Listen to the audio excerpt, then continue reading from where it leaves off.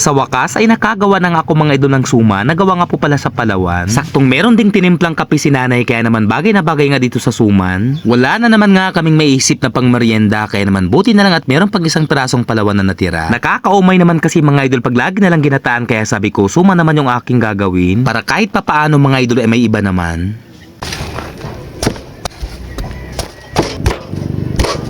Bali, gumamit nga pala ako dito mga idol ng itak kasi medyo matigas nga itong Palawan. Hindi kasi kakayanin kapag kutsilyo lang yung gamit mo, lalong-lalo na kapag maliit. Bago nga pala natin ito gadgarin mga idol ay kailangan natin ito i-divide sa 8 hanggang 10 para naman kahit papaano mga idol ay hindi tayo mahirapan sa paggagadgad. Pagkatapos mabalatan mga idol ay hugasan na nga natin itong Palawan. At dahil sa medyo matigas nga itong Palawan mga idol, kaya naman kailangan dahan-dahan lang yung paggagadgad. Gagamit din pala tayo dito mga idol ng isang pirasong buko na ihahalo natin. Kung wala kayong stock na vanilla sa bahay ay pwede naman kayo maglagay dito ng margarine. Inihalo ko na rin pala dito mga idol itong asukal at saka nitong butong.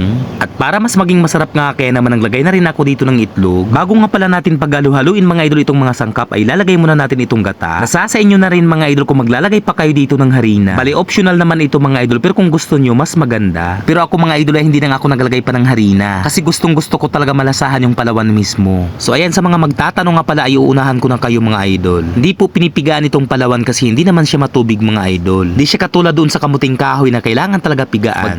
Magkaiba talaga sila mga idol. Pagkatapos pagsama-samahin ang mga sangkap mga idol, ang sunod na gagawin natin ay ang pagdadangdang ng dahon. Ito talaga mga idol yung pinakagustong gusto kong pamamaraan kasi napakabango nga ng dahon. Sa inyo pong lugar mga idol, ano po bang tawag nyo sa pamamaraang ito? Pagkatapos madangdang at malinisan nga itong dahon mga idol, ay itong pagbabalot na nga yung ating aasikasuhin. Sa pagbabalot nga pala mga idol, ay hindi naman ito masyadong mahirap. Basta ang importante mga idol ay sundan mo lang yung pamamaraan ng pagbabalot ay siguradong matututo ka agad. Sabi pa nga, walang mahirap sa taong gustong matuto. Tama po ba? Lalo na kami dito sa probinsya mga idol, karamihan talaga sa mga bata dito ay marunong magbalot. Bago nga pala natin ilagay itong mga suman mga idol ay ibubuhos nga muna natin itong pangsabaw. Mga kalahating pitsi lang naman ng tubig mga idol ang inilagay ko para sigurado talagang maluto itong suman. O diba mga idol, napakadali lang gawin, aabot lang siguro ng 1 oras ay makakatikim na tayo ng suman. At gaya nga ng sinabi ko mga idol ay hindi na nga ito umabot pa ng 1 oras. Naluto agad ito mga idol kasi hindi naman masyadong malalaki yung ating gawa. Bali first time ko lang din makagawa nitong sumang Palawan mga idol. Kasi yung kadalasan namang ginagawang suman mga idol yung kamuting kahoy, yung gabi at saka yung malagkit na bigas. Pero itong Palawan as in bihira lang talagang gumagawa ng suman nito mga idol. Kaya ano pa ba yung hinihintay ninyo mga idol? Tara tikiman na. Grabe, habang binubuksan ko nga pala ito mga idol ay tululaway na agad ako.